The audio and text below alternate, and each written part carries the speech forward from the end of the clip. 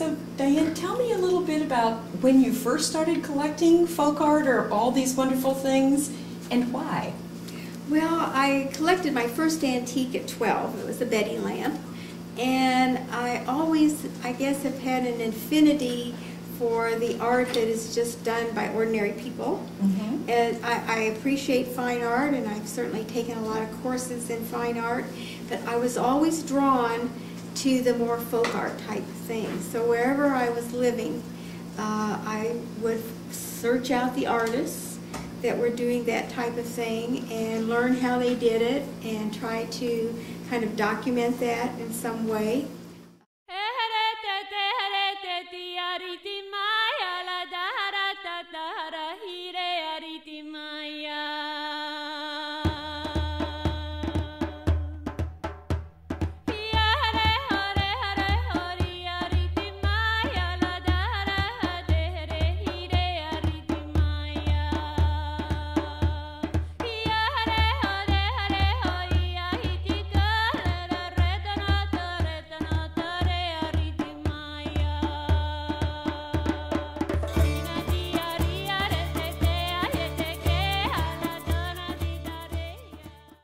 Oh, we have three molds here that are all Chinese, that are used for making cakes that they make. And often these are made during the Chinese New Year, but they make them all year round too for different occasions.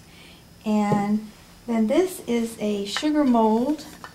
This is from Thailand, and it goes together like this. And then this holds the mold together, and they make sugar in here for special occasions, and it's often dyed bright pink. This one is also a mold from Thailand. This one is from Norway, and it is a butter mold, and it fits together. You see the lady churning here with her churn, and then it fits together, and it would have had a block on top, and they would have made a very large butter piece out of this with these wonderful designs on the outside of that. Then this one is from Korea, and again, using it for like a cookie type or cake.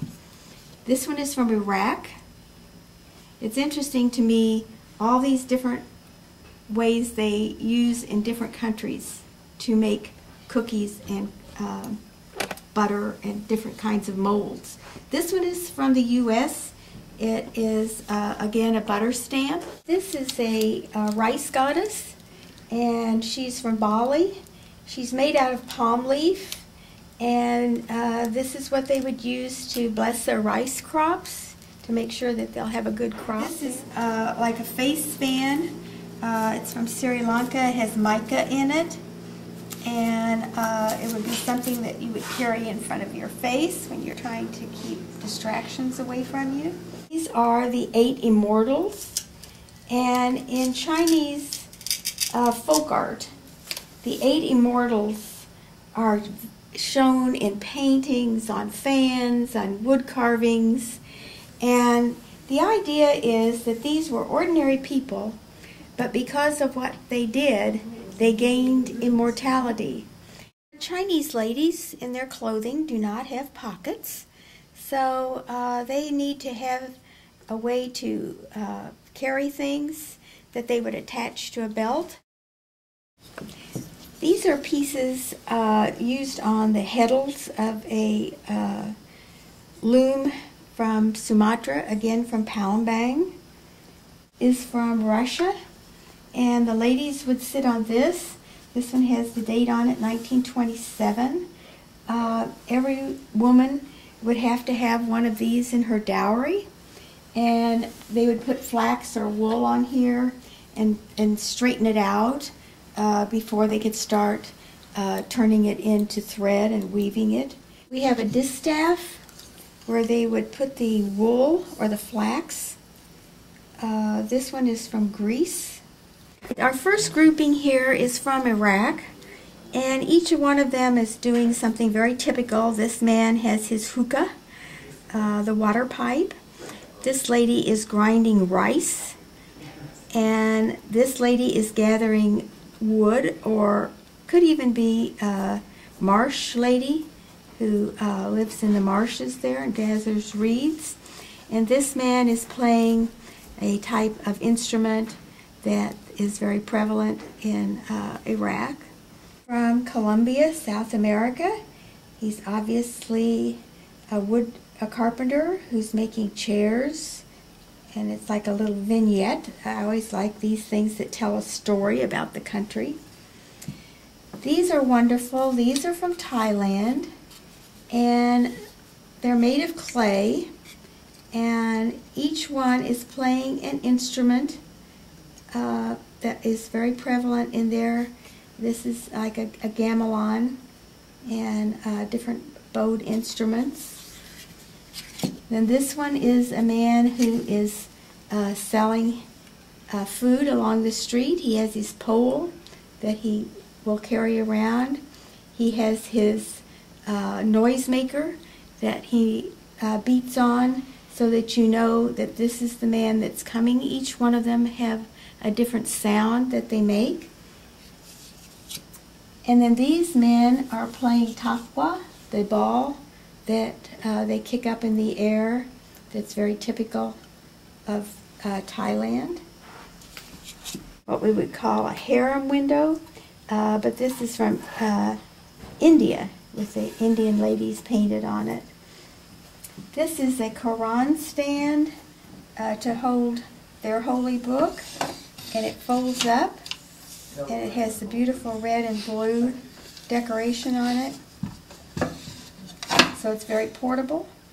This is a Balinese basket that the cockfighters put their roosters in. They sit them by the side of the road, and it's to make them feisty, and they're irritated by the people going by, and this is what they keep their fighting cocks in. Alright, this doll is from India, and again, it's kind of like the voodoo dolls in New Orleans, so that if you have someone that you're not too crazy about, you can put pins in it and take care of them. And then this one is from Taiwan. It's the same kind of thing. They have these special little dolls that they make, and if someone has done you wrong and you're trying to get even, then you can burn this in effigy, and then all your troubles will go over to them. Then this is a water filter from Egypt, and they would put this over a container of water and pour other water through it and let it drip through, and it would help filter the water. But they made beautiful pieces in different sizes to go over the mouths of different kinds of water receptacles. This is from Iraq.